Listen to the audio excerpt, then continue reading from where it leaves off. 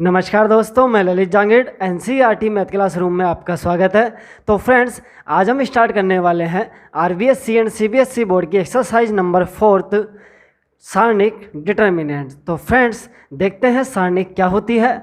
तो देखिएगा, सारणिक जिसे हम बोलते हैं डिटर्मिनेंट्स, प्रत्येक वर्ग आव्यूह के संगत एक संख्या का अस्तित्व होता है जो कि वर्ग आव्यूह का सारणिक कहलाती है। ठीक ना फ्रेंड्स, कहने का मतलब है कि किसी भी वर्ग आव्यूह, किसी भी स्क्वायर मैट्रिक्स के संगत, ठीक है ना भैया, किसी भी स्क्वायर मैट्रिक्स के संगत एक संख्या होती है, एक नंबर होता है, उस नंबर को हम बोलते हैं सारणिक डिटर्मिनेंट।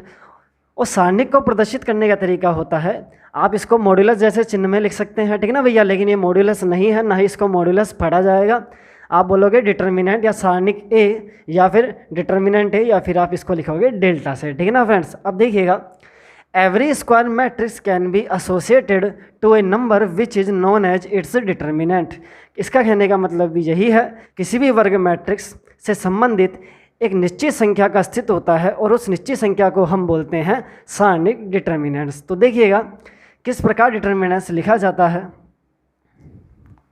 माना एक मैट्रिक्स हमारे पास है A11, A12, A21, A22, order है 2 × 2, यानी number of rows equal to है नंबर ऑफ कॉलम्स के। तो फ्रेंड्स देखिएगा, नंबर ऑफ रोज कितने हैं, R1 एंड R2 2 है, और नंबर ऑफ कॉलम्स कितने हैं भैया, C1 एंड C2 है।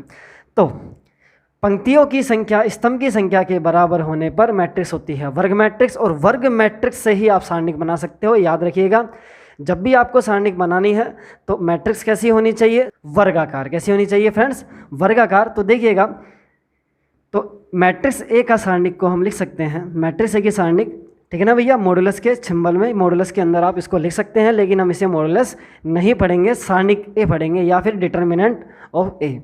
और क्या लिख सकते हो आप इसको डिटर्मिनेंट ए भी आप लिख सकते हो, और लिख सकते हैं हम फ्रेंड्स डेल्टा से। ठीक है, तो देखिएगा सारणिक ए का तरीका क्या है लिखने का। आप इसको दो स्तंभों में, ठीक है ना, दो स्तंभ कहने का मतलब है दो लाइंस के मध्य आप संख्या को व्यवस्थित कर देंगे, तो हमारी आ जाएगी हमारे पास सारणिक। ठीक है फ्रेंड्स, तो हमको प्राप्त हो जाएगी सारणिक, प्राप्त हो जाएगी। तो ध्यान दीजिएगा, आपको कुछ नहीं करना है, मैट्रिक्स के, ठीक है ना फ्रेंड्स, मैट्रिक्स के सिंबल को हटा के आपको सारणिक का सिंबल लगा देना है, और जो एलिमेंट थे, नंबर ऑफ रोज वही रहेंगे, नंबर ऑफ कॉलम्स भी वही रहेंगे। ठीक है ना फ्रेंड्स, तो हमने सारणिक बना दी है। अब देखिएगा फ्रेंड्स, अच्छा एक बात याद रखिएगा, नोट डाल के आप लिख सकते हो कि यदि ए वर्ग मैट्रिक्स है, यदि ए वर्ग मैट्रिक्स है तो सारणिक, ठीक है भाई, तो सारणिक ए क्या होगा भैया, एक का सारणिक होगा, एक का सारणिक होगा। ठीक है फ्रेंड्स, इसी प्रकार ध्यान दीजिएगा, केवल वर्ग आव्यूह का, केवल वर्ग आव्यूह का सारणिक बनाया जा सकता है। ठीक है,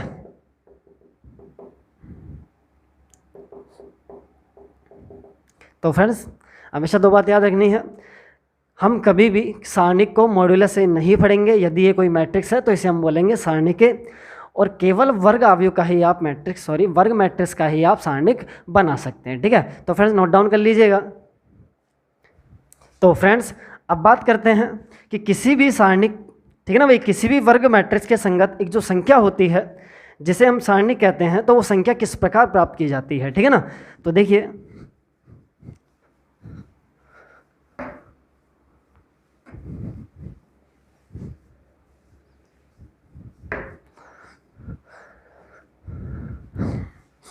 तो फ्रेंड्स बात करते हैं 1 × 1 कोटि की मैट्रिक्स की सारणिक। ठीक है, कि यदि आपके पास 1 × 1 कोटि की कोई मैट्रिक्स है, या 1 × 1 ऑर्डर की कोई मैट्रिक्स है, तो उसकी सारणिक कैसे निकालेंगे और कैसे मान ज्ञात किया जाएगा। तो माना एक मैट्रिक्स है हमारे पास, नंबर ऑफ रोज कितनी है फ्रेंड्स, 1 है, नंबर ऑफ कॉलम्स भी कितना है, 1 है। ठीक है ना फ्रेंड्स, अब देखिएगा, इसे हम एकल मैट्रिक्स बोलते हैं। यदि आपको इसका सारणिक ज्ञात करना है या डिटर्मिनेंट ज्ञात करना है, तो आप इसको, मैंने बताया था केवल साइन आपको बदल देना है, ठीक है ना भाई। इस प्रकार के साइन में आपको संख्याओं को लिखना है, पंक्ति और स्तंभ में कोई चेंज नहीं करना है। जो अवयव मैट्रिक्स में थे वैसे के वैसे अवयव भी आपके सारणिक में आ जाएंगे, ठीक है। अब देखिएगा इसकी वैल्यू क्या हो जाएगी, सिंपल ए हो जाएगी, ठीक है ना भाई। सिंपली क्या हो जाएगी, ए हो जाएगी। अब इसी प्रकार हाँ एक बात और, यदि यहाँ पे माइनस ए होता तो फ्रेंड्स आंसर भी कितना आता, माइनस ए। क्यों, क्योंकि ये मॉड्यूलस नहीं है, ठीक है ना फ्रेंड्स। ये है हमारी 1:1 ऑर्डर की सारणिक है, ठीक है। ध्यान दीजिएगा। नंबर सेकंड, 2 × 2 कोटि की मैट्रिक्स की सारणिक। तो फ्रेंड्स यदि 2 × 2 की कोटि की कोई मैट्रिक्स है तो उसकी सारणी कैसे ज्ञात करनी है। हमने एक मैट्रिक्स लिखी 2 × 2 की, ठीक है फ्रेंड्स। 2 × 2 की है, नंबर ऑफ रोज 2 है, नंबर ऑफ कॉलम्स भी 2 है, पंक्ति की संख्या और स्तंभ की संख्या दोनों 2 है। तो इसका सारणिक हो जाएगा तो फ्रेंड्स ध्यान दीजिएगा, आपको कैसे सोल्व करना है। आपको चलो यहाँ देखिए,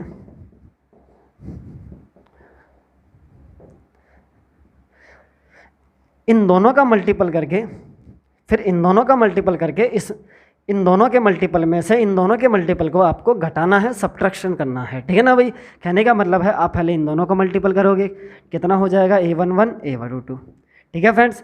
अब इसी प्रकार माइनस a12 एंड a21। तो ध्यान दीजिएगा, इस विकर्ण में से इस विकर्ण के एलिमेंट्स को आपको गुणा करना है और इन दोनों के एलिमेंट इस विकर्ण के एलिमेंट्स को भी गुणा करके इस विकर्ण के एलिमेंट्स के गुणनफल में से आपको घटाना है, ठीक है ना भैया। इस विकर्ण में से ये वाला विकर्ण आपका घट जाएगा, ठीक है। आप इस प्रकार भी याद रख सकते हो, ठीक है फ्रेंड्स। तो देखिए यदि क्वेश्चन सोल्व करते हैं, एग्जाम्पल लेते हैं कि माना एक सारणिक है, ठीक है, 2 × 2 की है, इसकी वैल्यू आपको ज्ञात करनी है। तो फ्रेंड्स देखिए इसकी वैल्यू क्या हो जाएगी, मैंने आपको बताया था इन दोनों को मल्टीपल करना है, कितना हो जाएगा x × x minus x + 1 × x - 1। तो फ्रेंड्स x × x कितना हो जाएगा x², a + b × a - b, a + b × a - b कितना होता है a² - b²। तो फ्रेंड्स ब्रैकेट हटा देते हैं, -x² माइनस माइनस कितना हो गया +1, आंसर आ जाएगा 1, ठीक है फ्रेंड्स। तो इसको भी नोट डाउन कर लीजिएगा। वीडियो को पॉज कीजिए या फिर स्क्रीनशॉट आप ले सकते हो, ठीक है। नेक्स्ट है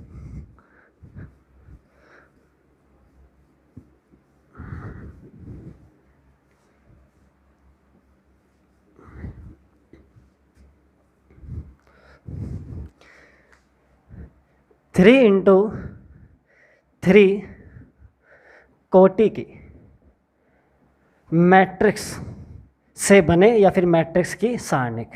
कि यदि कोई मैट्रिक्स हमारे पास है 3 × 3 कोटि की, तो उसकी सारणिक कैसे ज्ञात की जाती है, उसकी सारणिक की वैल्यू जो आपका संख्यात्मक मान है कैसे ज्ञात किया जाता है।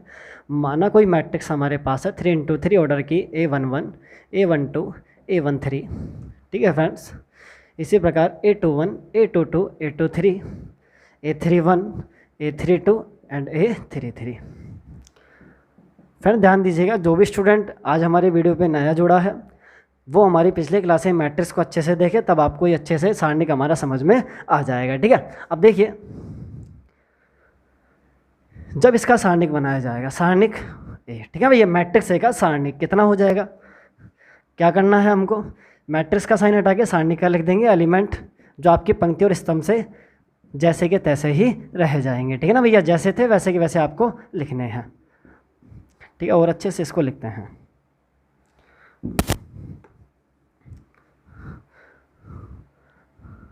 ताकि समझने में आसानी रहे।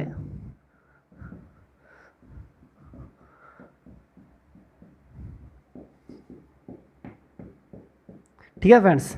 अब देखिए 3 × 3 कोटि की मैट्रिक्स की सारणिक की जब भी वैल्यू ज्ञात की जाती है तो हम वैल्यू लेते हैं, विधि काम में लेते हैं प्रसार, ठीक है ना भैया।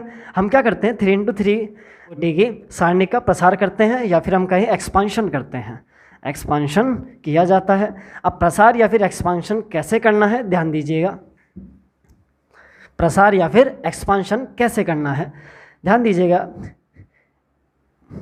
फर्स्ट एलिमेंट को, ठीक है ना, A11 को आपको पॉजिटिव मानना है। क्या मानना है फ्रेंड्स? पॉजिटिव। फिर एकांतर क्रम में अल्टरनेटिवली आपको प्लस माइनस लगाते जाना है। प्लस है, फिर यहाँ माइनस, माइनस के बाद आएगा प्लस, ठीक है ना भाई। एकांतर क्रम में प्लस माइनस इस प्रकार। अब देखिएगा प्लस है तो यहाँ क्या आएगा? साइन आएगा माइनस, और माइनस है तो अगला क्या आ जाएगा? प्लस। इसी प्रकार यहाँ प्लस है तो अगला माइनस, और यहाँ माइनस है तो यहाँ प्लस।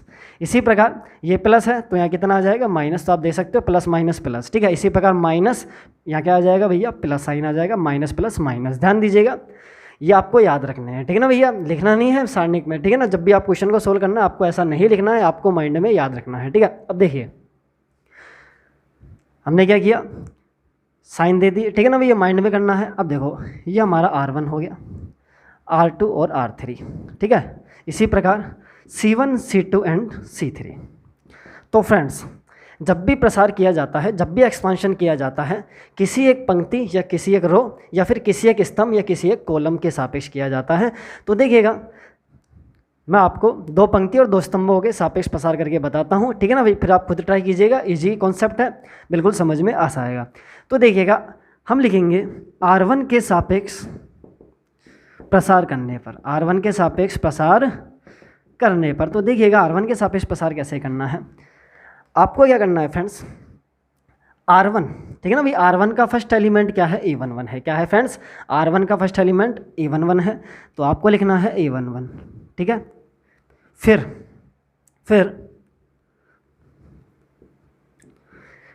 A11 के एकदम लंबवत या फिर हम कहें परपेंडिकुलर जो भी आपके कॉलम और जो भी स्तंभ आपको नेगलेक्ट करना है, ठीक है ना भैया, उनको छोड़ देना है। जैसे A11 है तो A11 के एकदम ठीक सामने, ठीक है, ठीक 90 डिग्री पे, ठीक है, ठीक 90 डिग्री पे इस प्रकार ये और ये, इसको हम छोड़ देंगे, ठीक है।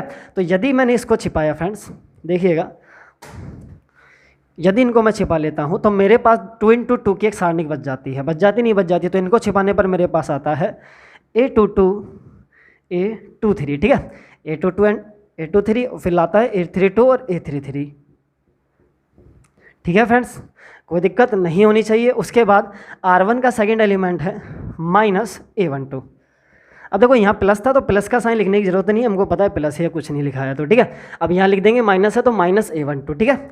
अब देखिए माइनस A12, फिर से आपको क्या करना है, A12, तो A12 के बिल्कुल सामने, ठीक है ना भैया, बिल्कुल परपेंडिकुलर, एकदम लंबा, ठीक है। तो A12 के देखो एक तो ये जाएगा और एक ये हट जाएगा, तो आपके पास दो एलिमेंट, ये दोनों बच गए नहीं बच गए, 2 1 3 1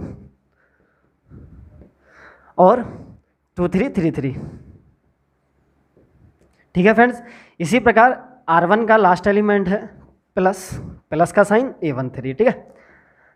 तो अब देखिएगा A13 के एकदम सामने एकदम परपेंडिकुलर एलिमेंट हम छुपा लेते हैं, ठीक है ना। A13 के संगत पंक्ति और संगत स्तंभ, ठीक है ना भाई। A13 के संगत पंक्ति और संगत स्तंभ को आप छुपा लीजिए तो कितना आ जाएगा, 2 1 2 2 3 1 3 2, 2 1 2 2 3 1 एंड 3 2, ठीक है फ्रेंड्स। अब देखिएगा क्या हो गया, A11। अब इस सारणिक की वैल्यू कैसे याद करेंगे, मैंने आपको बताया था 2 × 2 की कैसे याद करते हैं, इन दोनों को गुणा कर लेते हैं, माइनस A32 और A23, ठीक है, माइनस A23 एंड A32। इसी प्रकार माइनस A12, इसको भी सॉल्यूशन कैसे करेंगे, इन दोनों का मल्टीपल करेंगे फिर इन दोनों का, ठीक है। 2 1 3 3 माइनस 2 1 3 3 माइनस 2 3 3 1, ठीक है फ्रेंड्स। एंड नेक्स्ट क्या आ जाएगा, A13, दोनों का कितना हो जाएगा, 2 1 3 2 माइनस 3 1 2 2, ठीक है। तो फ्रेंड्स इस प्रकार जो भी वैल्यू हमको प्राप्त होगी उसका हम मान याद कर लेंगे, ठीक है ना भाई। फिर भी यदि आपको कोई प्रॉब्लम आती है, ठीक है ना फ्रेंड्स, तो आप वीडियो को एक बार रिपीट करें, कैसे मैंने आपको बताया था एक बार वापस से देखें। अब चलो R1 के सापेक्ष हमने प्रसार कर लिया, ठीक है। अब करते हैं R2 के सापेक्ष, R2 के सापेक्ष, फिर करेंगे C1 के सापेक्ष। तो फ्रेंड ध्यान दीजिएगा, ऐसा नहीं है कि आपको यहाँ इस प्रकार सारणिक बनाना जरूरी है, ऐसा ज़रूरी नहीं है। ये समझने के लिए मैंने बताया, और आपको इतना टाइम नहीं लगेगा, ठीक है ना, सारणिक को सॉल्व करने में इतना टाइम नहीं लगता है। एक बार स्टार्टिंग में क्या करना है, आपको एक बार अच्छे से समझ लेना है, और एक बार जब आप अच्छे से समझ में आ जाता है तो इतना टाइम नहीं लगता है, इजीली हम सारणिक के क्वेश्चन को या प्रसार हम सारणिक का प्रसार कर लेते हैं। ठीक है, तो देखिए अब डायरेक्ट हम करेंगे, ठीक है ना भाई। तो R2 के सापेक्ष जब हम प्रसार करेंगे तो ध्यान से देखिएगा, R2 का फर्स्ट एलिमेंट कितना है फ्रेंड्स, या लिख देते हैं डेल्टा, यानी सारणिक का जो मान आ रहा है हमारा। ठीक है, या फिर आप लिख सकते हो सारणिक ए, या आप डेल्टा लिखिए, सारणिक ए लिखिए, बात है ये। ठीक है, अब सारणिक ए कि भाई सारणिक ए के R2 के सापेक्ष जब हम प्रसार करेंगे तो R2 का फर्स्ट एलिमेंट कितना है, 2 1 है।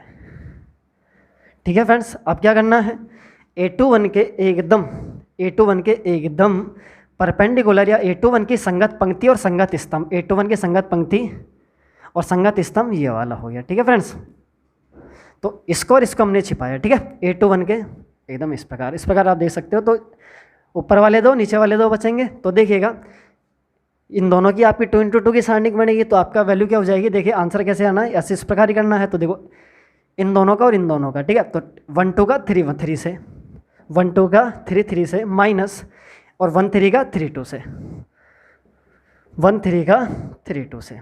ठीक है फ्रेंड्स, अब R2 का नेक्स्ट एलिमेंट, ठीक है, R2 का नेक्स्ट एलिमेंट कितना है, A22। और ध्यान देने की बात है, A22 R2 का जो फर्स्ट एलिमेंट था उसका साइन क्या है, माइनस, तो इसको हम यहाँ आगे लगा देंगे माइनस। ठीक है फ्रेंड्स, माइनस। अब A22 जो है प्लस का साइन है, तो प्लस के A22 रहेगा। अब इस प्रकार देखिएगा, A22 के संगत पंक्ति और संगत स्तंभ, यानी बिल्कुल सामने पंक्ति स्तंभ को हम छिपा दे, तो फ्रेंड्स देखिएगा क्या बचेगा, ये दोनों गए, ये दोनों बचेंगे और ये दोनों, ध्यान से देखिएगा, ये दोनों और ये दोनों बचेंगे। तो 1 1 × 3 3, 1 1 × 3 3 माइनस 1 3 × 3 1, 1 3 × 3 1। ठीक है फ्रेंड्स, इसी प्रकार लास्ट जो एलिमेंट है R2 का वो है A23, और साइन किसका है भैया, माइनस का है। तो फ्रेंड्स अब देखते हैं फिर से,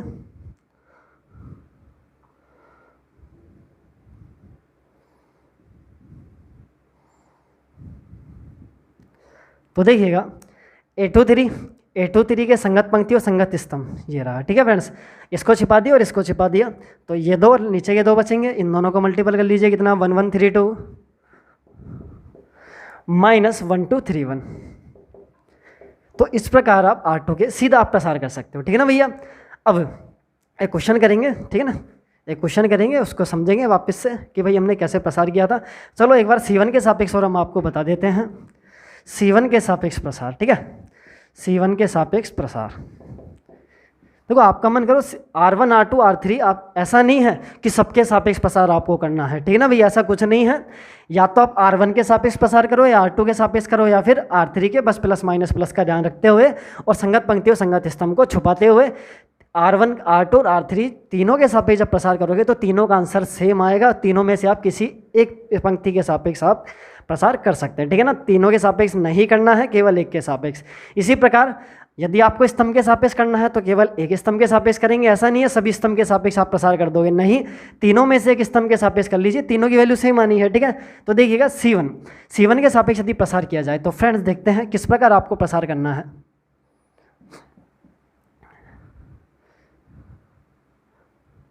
यहाँ से हटा देते हैं प्लस, ठीक है, और इसको भी हटा देते हैं 2 1, ठीक है, अब थोड़ा काम सफाई से हो जाएगा। अब देखिए C1 के सापेक्ष जब हम प्रसार करेंगे भाई तो सारणिक 1 की वैल्यू, ठीक है ना भैया, 3 × 3 की प्रसार कर रहे हैं हम C1 के सापेक्ष। तो देखो C1 का फर्स्ट एलिमेंट A11 है, क्या है फ्रेंड्स, A11 है C1 का फर्स्ट एलिमेंट। तो C11 के फर्स्ट एलिमेंट के संगत पंक्ति और संगत स्तंभ को आप छुपाइए, तो आपके पास ये 4 एलिमेंट बचे, तो आप इनको 2 × 2 की सारणी की तरह सोल्व करेंगे, 2 2 3 3, ठीक है ना फ्रेंड्स, प्लस का A11 है, फिर ब्रैकेट लगा देना है, ठीक है ना भाई, A11 लिखा फिर ब्रैकेट, ठीक है। अब A22 A33 माइनस 2 3 3 2। इसी प्रकार C1 का सेकंड अवयव है A21 है, माइनस का साइन है तो माइनस A21 लिख देंगे, ठीक है फ्रेंड्स। अब A21 के संगत पंक्ति और संगत स्तंभ को मैंने छुपाया, इस प्रकार देखिएगा, ठीक है, तो ये 2 बचेंगे और नीचे वाले 2 बचेंगे, इन दोनों को मल्टीपल कर लेते हैं, कितना हो जाएगा 1 2 3 3 माइनस 1 3 3 2। फिर C1 का लास्ट एलिमेंट है A31 प्लस का है तो प्लस का A31 लिख देते हैं। अब A31 के संगत पंक्ति और संगत स्तंभ को छुपाया, एकदम परपेंडिकुलर लंबवत छुपा लिया। तो देखिए 4 बचे, इन चारों का मान क्या हो जाएगा 1 2 2 3, दोनों का मल्टीपल करो 1 2 2 3 माइनस 1 3 2 2। ठीक है फ्रेंड्स, तो इस प्रकार हम प्रसार कर सकते हैं। ठीक है, ये 2 3 आएगा। तो एक क्वेश्चन लेते हैं, एक बार आप फ्रेंड्स उतार लीजिएगा। ठीक है, कोई प्रॉब्लम हो तो जैसा मैं बता चुका हूँ आप वीडियो को रिपीट करें और ध्यान से सुने कि भाई क्या बताया, फिर भी नहीं समझ में आया तो एक बार वो रिपीट करें। ठीक है, तो उतार लीजिएगा, फिर चलते हैं। चलो एक एग्जाम्पल से समझने का प्रयास करेंगे फ्रेंड्स। देखो आप C1 के सापेक्ष किया, आप C2 के सापेक्ष, C3 के सापेक्ष आप कर सकते हो। ठीक है ना भैया। अब हम देखो आगे बात करेंगे कि किसी सारणिक 3 × 3 की कोई सारणिक है, उसका प्रसार किस पंक्ति या किस स्तंभ के सापेक्ष किया जाए। ठीक है ना भैया, चाहे R1 के सापेक्ष करो चाहे C1 के सापेक्ष करो, दोनों की वैल्यू सेम आएगी। ठीक है ना, किसी दिए हुए क्वेश्चन में आप R1 के सापेक्ष प्रसार करो या R2 के सापेक्ष करो या फिर C1 के, C2, C3 किसी भी पंक्ति या किसी भी स्तंभ के सापेक्ष आप प्रसार कर सकते हो, सबकी वैल्यू क्या आएगी, सेम आएगी। ठीक है ना, तो इसलिए हम बोलते हैं किसी एक पंक्ति और किसी एक ही स्तंभ के सापेक्ष आपको प्रसार करना होता है। तो देखिए एक एग्जाम्पल से समझने का प्रयास करते हैं। एक कोई सारणिक है 0 sin alpha cos alpha minus sine alpha 0, इधर माइनस कोस अल्फा लिख देते हैं, इधर cos alpha 0 sign beta minus sign beta. ठीक है फ्रेंड्स, तो एक 3 × 3 की सारणिक है हमारे पास, इसकी वैल्यू आपको ज्ञात करनी है। ठीक है, अब देखिए हमने किया R1 के सापेक्ष प्रसार। ठीक है, तो फ्रेंड देखिएगा सारणिक A की वैल्यू क्या आ जाएगी, सारणिक A की वैल्यू क्या आएगी, देखो R1 का फर्स्ट एलिमेंट है 0। ठीक है, फिर ब्रैकेट, फिर 0 के एकदम परपेंडिकुलर एलिमेंट या 0 के सापेक्ष पंक्ति और संगत पंक्ति और संगत स्तंभ का आप छिपा लेंगे। ठीक है, अब ये चारों एलिमेंट बचे, 0 × 0 कितना हो जाएगा भाई 0, फिर माइनस, फिर साइन बीटा और साइन बीटा। ठीक है फ्रेंड्स, साइन बीटा और साइन बीटा कितना हो जाएगा फ्रेंड्स, माइनस के साइन बीटा का स्क्वायर और माइनस माइनस क्या हो जाएगा फ्रेंड्स, प्लस हो जाएगा। ध्यान दीजिएगा, माइनस देखो ये तो 0 हो गया था, माइनस हमारा सूत्र के अकॉर्डिंग आता है बीच में। ठीक है, और साइन बीटा कितना हो गया, माइनस के साइन स्क्वायर बीटा, तो minus minus plus sine square beta आ जाएगा। ठीक है, अब इसी प्रकार सेकंड एलिमेंट है प्लस माइनस के साइन अल्फा। ठीक है, मैंने आपको बताया था चिन्ह लिखना है, फिर 1 2 लिखा हमने साइन अल्फा। साइन अल्फा के संगत पंक्ति संगत स्तंभ को छुपाया, इन दोनों को मल्टीपल करेंगे फिर इन दोनों को। तो ठीक है फ्रेंड, देखिएगा छुपा लिया है। माइनस साइन अल्फा को जब 0 से मल्टीपल करेंगे तो कितना आएगा, 0 × साइन अल्फा 0 हो जाएगा, माइनस साइन बीटा और कोस अल्फा को मल्टीपल करेंगे कितना आ जाएगा फ्रेंड्स, हमारे पास आ जाएगा, यहाँ से मिटा देते हैं। तो देखिएगा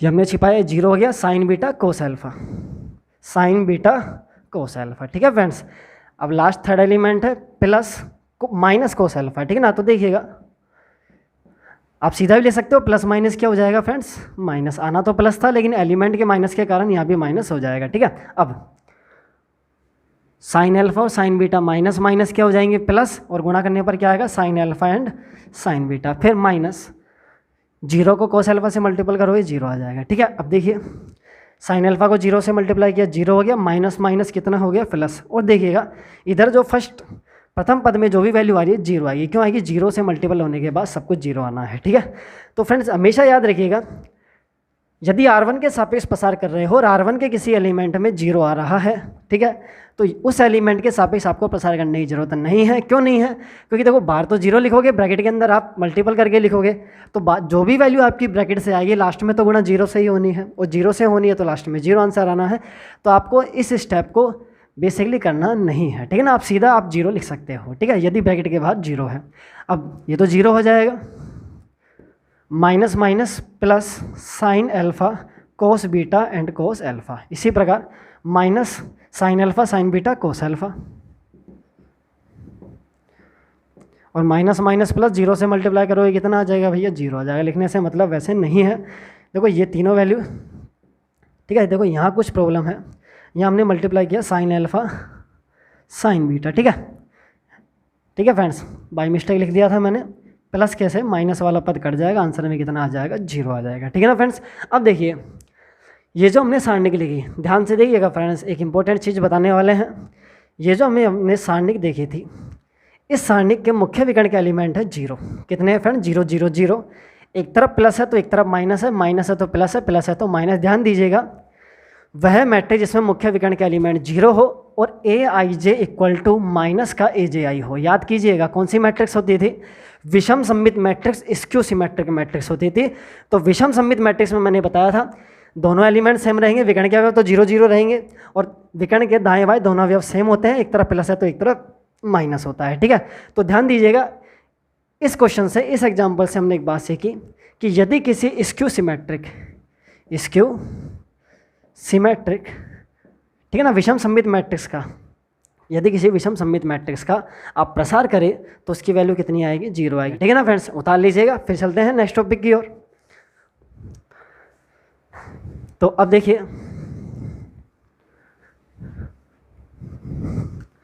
तो फ्रेंड देखो मैंने यहाँ R1 के सापेक्ष प्रसार किया था। आप चाहो तो इसी क्वेश्चन को आप घर पे ट्राई कीजिएगा, R2 के सापेक्ष करके देखो, R3 के सापेक्ष करके देखो, इसी प्रकार C1 के सापेक्ष करके देखो, C2 के सापेक्ष करके देखो, C3 के सापेक्ष प्रसार करके देखो, और चेक करो कि सबकी वैल्यू सेम आती है कि नहीं आती। ठीक है ना, सेम ही आएगी।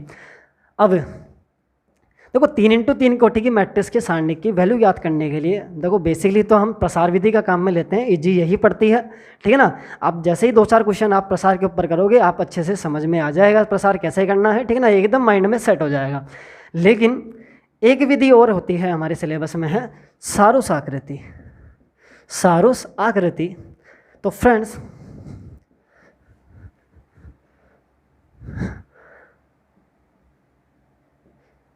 सारस डायग्राम। ठीक है, तो फ्रेंड्स देखिएगा सारूस आकृति क्या होती है। ठीक है ना, तो देखिए जनरली सारूस आकृति का प्रयोग नहीं किया जाता है किसी 3 × 3 के सारणिक को सोल्व करने में, क्योंकि बहुत बार कन्फ्यूजन ज़्यादा क्रिएट हो जाते हैं। तो देखिए होती क्या है, कैसे सोल्व करते हैं, फॉर नॉलेज हम देख तो लेते हैं, कभी आपको सोल्व करना तो आप इस विधि से भी सोल्व करके देख सकते हो। ठीक है, तो देखिएगा आपको क्या करना है, ये 3 × 3 की मैट्रिक्स है, और ध्यान दीजिएगा 3 × 3 की मैट्रिक्स को ही सोल्व किया जाता है सारूस आकृति से। ठीक है ना भाई, तो देखिएगा सोल्व कैसे करना है सारूस आकृति से।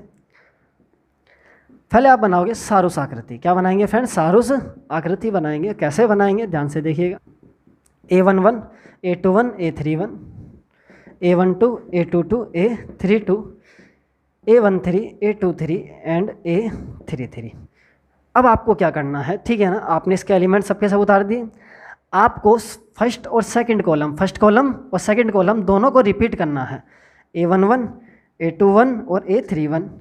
इसी प्रकार A12 A22 एंड A32। ठीक है फ्रेंड्स, आपको क्या करना है, C1 C2 वापस से लिखना है। ठीक है ना, इनके आगे लिख देना है। अब ध्यान दीजिएगा, A11 से आपको ये विकर्ण खींचना है।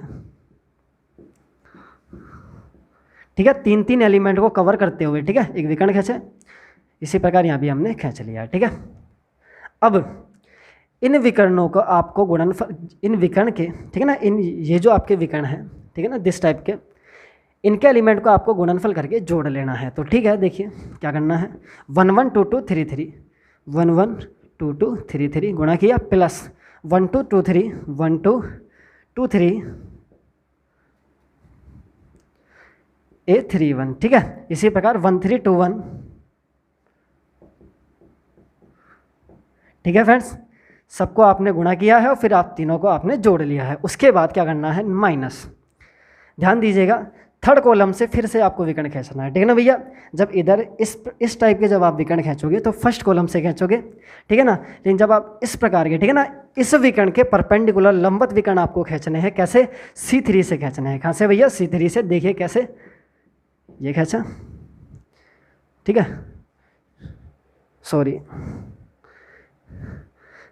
देखो यहाँ भी हमने 3 एलिमेंट को कवर किया, तो इधर भी हम 3 एलिमेंट को कवर करेंगे। ठीक है फ्रेंड्स, इस प्रकार से। इसी प्रकार A11 से फिर आपको खींचना है। ठीक है, और फिर यहाँ से आपको खींच देना है। तो देखिएगा इस विकर्ण में क्या होगा, 1 3 2 2 3 1 1 3 2 2 3 1। प्लस, ठीक है, 1 1 2 3 3 2 एंड लास्ट है 1 2 2 1 3 3 1 2 2 1 एंड 3 3, ठीक है फ्रेंड्स।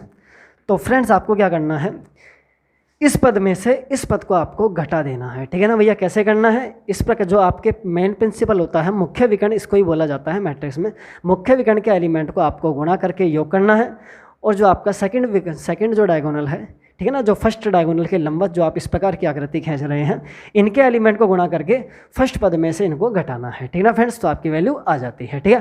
तो फ्रेंड्स उतार लीजिएगा, और सारूस आकृति से जो हमारा लास्ट एग्जाम्पल हमने किया था स्क्यू सिमेट्रिक मैट्रिक्स का, उसको आपको सोल्व करना है, ठीक है ना भैया। तो फ्रेंड्स अब बात करते हैं मैट्रिक्स और सारणिक में क्या डिफरेंस होता है, क्या अंतर होता है, difference between matrix and determinants. तो फ्रेंड्स देखिएगा कि जो हमारी मैट्रिक्स होती है वो किसी भी क्रम की हो सकती है, मैट्रिक्स किसी भी क्रम की हो सकती है, किंतु जो सारणिक हम बनाते हैं, सारणिक हमेशा वर्गाकार मैट्रिक्स से ही बना सकते हैं। तो फ्रेंड्स एक बात क्लियर हो चुकी है कि भाई मैट्रिक्स तो किसी भी क्रम की हो सकती है, लेकिन सारणिक हमेशा कैसी होगी, वर्गाकार स्क्वायर होगी, ठीक है ना भैया। ऑर्डर कैसा होगा, स्क्वायर होगा, ठीक है। अब नंबर सेकंड जो आपका डिफरेंस है कि भाई मैट्रिक्स का एक संख्यात्मक मान नहीं होता है, ठीक है ना भैया। मैट्रिक्स क्या होती है, किन्हीं संख्याओं अथवा फलनों का एक एरे होता है, एक व्यवस्था होती है, एक अरेंजमेंट होती है पंक्तियाँ स्तंभों के रूप में, लेकिन सारणिक जो हमारी होती है उसका हमेशा एक संख्यात्मक मान होता है। इसी प्रकार नंबर थर्ड है कि यदि किसी मैट्रिक्स की पंक्ति और स्तंभों को परस्पर बदल दिया जाए, या फिर हम कहें कि यदि किसी मैट्रिक्स का परिवर्त कर दिया जाए तो नई मैट्रिक्स प्राप्त होती है, यदि किसी मैट्रिक्स का ट्रांसपोज कर दिया जाए तो नई मैट्रिक्स प्राप्त होती है, लेकिन यदि किसी सारणिक का ट्रांसपोज किया जाए यानी पंक्ति और स्तंभों को परस्पर चेंज किया जाए तो फ्रेंड्स वही जो वैल्यू हमको पहले प्राप्त हो रही थी, परिवर्त या ट्रांसपोज करने के बाद भी वही वैल्यू हमको प्राप्त होगी। जैसे कि एक एग्जाम्पल से समझते हैं, मानो एक सारणिक हमारे पास है, चलो 2 × 2 से समझ लेते हैं, ठीक है फ्रेंड्स। तो देखिएगा इस सारणिक की यदि वैल्यू ज्ञात की जाए, 2 × 2 की है, 2 एकम 2 और -3 एकम 3, कितना आ जाएगा फ्रेंड्स, 2 - 3 कितना आ जाएगा, -1 आ जाएगा, ठीक है। अब यदि इस सारणिक का टी कर देते हैं, क्या कर देते हैं, परिवर्त करने पर, क्या करने पर भैया, जैसे आप परिवर्त करोगे तो देखो 2 1 कितना हो जाएगा, 2 1 हो जाएगा, ठीक है फ्रेंड्स, कोई प्रॉब्लम नहीं है, ठीक है ना। R1 को किस में बदल दिया हमने, ट्रांसपोज कर रहे हैं, C1 में बदल दिया, R2 को किस में बदल दिया, C2 में, 3 और 1 में, ठीक है। अब देखिएगा इसकी वैल्यू ज्ञात कीजिए, 2 × 1 कितना हो जाएगा 2, 3 × 1 भी 3, तो वैल्यू कितनी, -1। तो देखो एग्जैक्ट सेम वैल्यू आ रही है। तो हम कह सकते हैं कि किसी भी सारणी का यदि परिवर्त किया जाएगा तो सारणी की वैल्यू में कोई चेंज नहीं आता है, सारणी की वैल्यू सेम होती है, ठीक है। तो नोट डाउन कर लीजिएगा। अब नेक्स्ट टॉपिक की ओर चलते हैं।